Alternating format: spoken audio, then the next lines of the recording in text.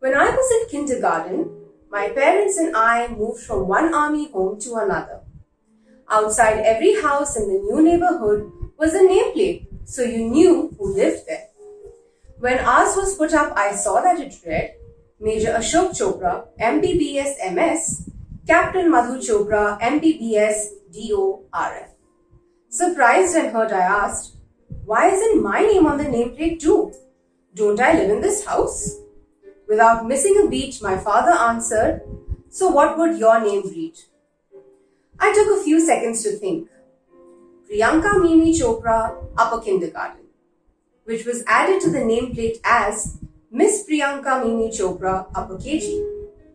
I tell this story because it's such a perfect example of how my parents raised me, with a sense of individuality and as a person who had rights, even at a very young age. When I questioned Dad further about it that day, he told me that I was correct to point out the omission. You live in this house too, he said. Your name should be on it. Many parents wouldn't have taken a complaint like mine seriously, but he and my mom did. The lasting effect was that I was not ashamed of my feelings, my wish to be included, my keen sense of what's fair and not fair. I was taught self-worth. I was given a voice. This is the story of a woman, an achiever, and a global icon who continues to grow from strength to strength right as we speak. This is the unfinished story of Priyanka Chopra Jonas. I have waited a long time to get my hands on this one. When Priyanka first dropped the hint about writing a memoir way back in 2018, I knew immediately that I had to read this one. And now that I have, here are my top 6 reasons on what makes this book so special and why you should read it too.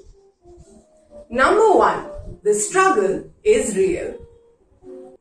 Priyanka's story seems like it's a fairy tale, and in many ways it is. She was crowned Miss India and subsequently Miss World even before she could legally be called an adult.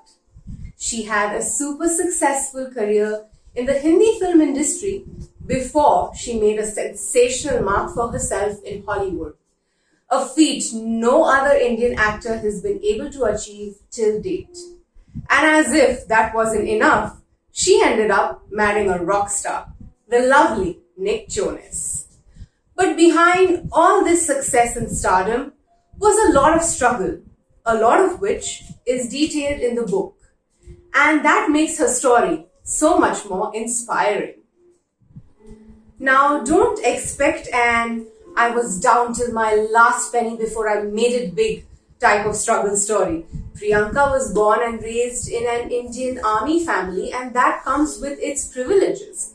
PC, as we Indians like to call her, had a different kind of struggles. And when you read the book, you realize that every person, no matter what their status, has to deal with numerous demons, some internal and some external.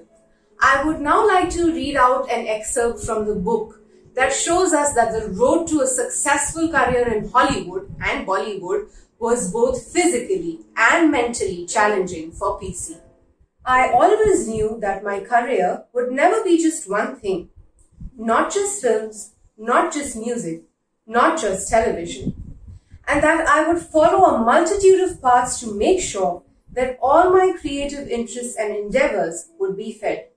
That meant straddling 2 careers in 2 continents.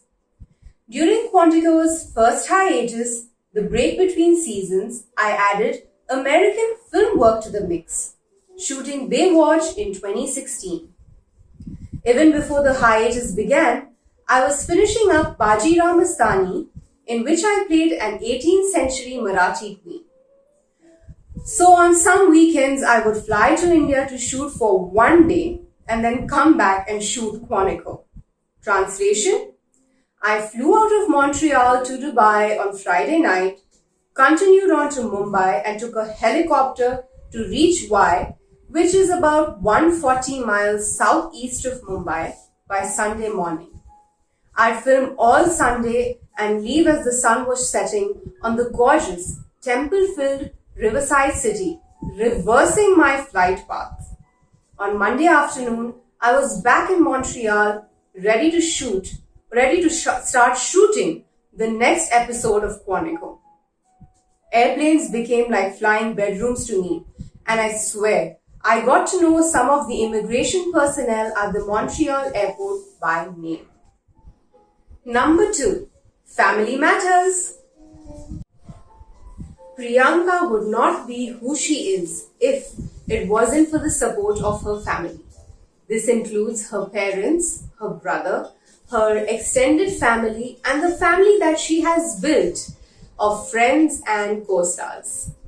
Every step in the ladder of her success has been reinforced by the support of some family member who has gone above and beyond to help her.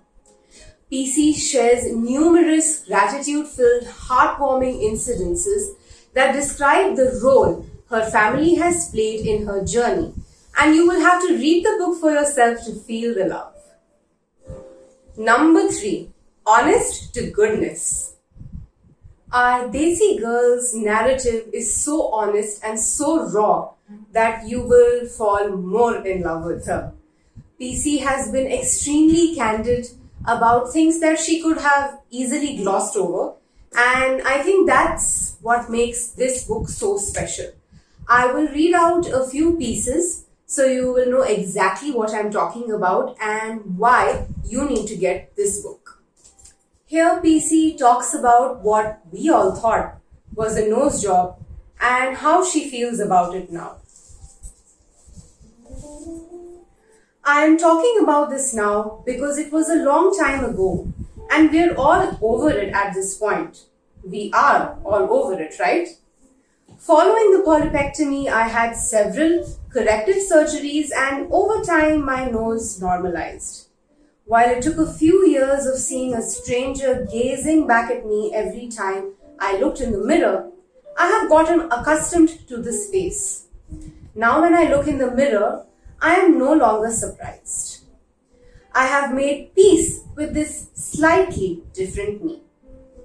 On the other side of 35 with somewhere around 65 movies and a 2-decade-long career in India and the US, and with high-definition television no less, I'm just like everyone else. I look at myself in the mirror and think, maybe I can lose a little weight. I think maybe I can work out a little more. But I am also content. This is my face. This is my body. I might be flawed, but I am me.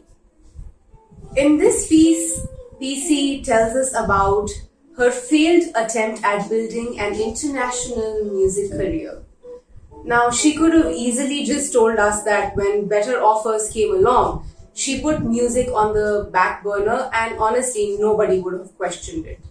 But instead, she chose to tell us, her fans and readers, the absolute truth. While Exotic went triple platinum in India within a month of its release in 2013 and made the dance and Billboard charts in the US, I feel like I never really cracked the code of combining East and West in a way that compelled English language listeners like we wanted it to. As clear as the fusion of India and America is in me as a person, I couldn't seem to translate that fusion into sound. I worried that it sounded generic and contrived. Though I had worked with so many incredibly talented people, my music fell short of my own artistic standards and expectations. After 3 years of trying my hardest to make my music career work, traveling tens of thousands of miles to record a couple of dozen songs in all styles and genres, I came to the difficult decision that it was time to move on. I am so grateful to everyone who invested in that part of my journey, and I am so sorry I let you down. Maybe someday. Number 4. Love story. I finally realized the futility of this and the craziness of it. I can't possibly control a relationship because I can't control how other people think or feel about me. The only thing that I can control is myself. If I am solid in myself, happy in myself, confident in myself, well, that's what I can bring to the table in a relationship. And I was beginning to understand that that's the first step in having a healthy relationship. A relationship of partners who give and take equally, who think about how things will affect each party and make decisions accordingly. Continuing her honest and candid narrative, PC tells us about her parents' love story, her own failed relationships, no names named here, and I love the dignified manner of keeping mum on that front. And subsequently her whirlwind romance with Nick Jonas. I can safely say that this part is my absolute favorite. PC says, and I quote, "Sometimes when you're not looking for love, it appears right in front of you. If you want insider details on how she met Nick Jonas, how they fell in love, their wedding, and life with the Jonas brother, all in chronological order, then you have to get the book. And I promise you, it will get you in the feels." Number 5. Crusader for the Girl Child.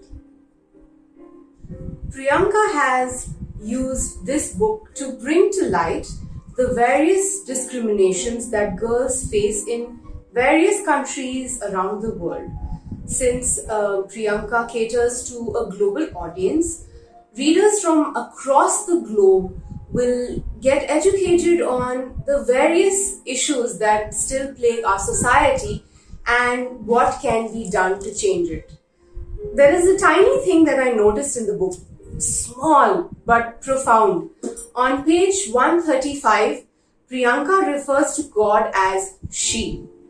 Aren't we also used to referring to God as he? I love the way that she made that switch, a step towards acknowledging gender equality. Brilliant. Priyanka uses this book as a platform to catapult her advocacy work as a UNICEF Goodwill Ambassador, as an Indian woman who has not just broken but shattered the glass ceiling. Priyanka herself also faced discrimination in various forms over the years, and she has shared a few incidences of her personal experience. But for that narrative, you will have to get the book and read it for yourself. However, I would like to read out a piece in which she shares an incident that cemented her dedication towards this as a particular cause close to her heart. I do not recall whether or not I made the connection then between what I had observed firsthand that day, that some of the girls in this village were not receiving medical treatment, and what I had observed firsthand 2 or 3 years earlier, that a newborn daughter had been left under my mother's car. In any case, that trip changed me. My parents' humanitarian values, already planted in me, took firm root. What I witnessed and learned became an unshakable part of my foundation, informing a myriad of future choices and an unwavering dedication to being an advocate for children, especially girls, who weren't afforded the choices and opportunities that I have been. Privilege and responsibility go hand in hand. Number 6. Global Desi. The book's narrative is just like Priyanka, a perfect balance of global and Desi. It caters to both the Eastern and the Western audience and the language used is such that no reader at any point will feel alienated. A perfect way to craft a perfect memoir. I would now like to finish by reading my last selected piece, a piece that I really enjoyed. So here goes. For me, one of the hardest things to accept in life is that control is an illusion. I hate that I cannot control what happens in my life, but I can't. Loss happens. Failure happens. Sorrow happens. I cannot always control where I am headed either. Sometimes sadness is the destination. Whether or not it's where I want to go.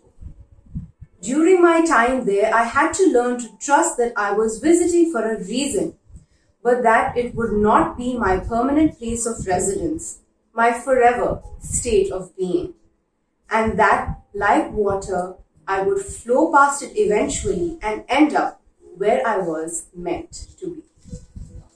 So that's it for Unfinished, a memoir by the magnificent Priyanka Chopra Jonas. To get the book in all its formats, links will be shared in the description box below. And if you'd like to get the audio version for free, the Audible 30-day free trial link is shared below that gives you free access to the audio version for Unfinished, and the book has been narrated by Priyanka herself. So I don't think you should miss out on that. So yeah, until then, keep reading, keep shining, and stay safe.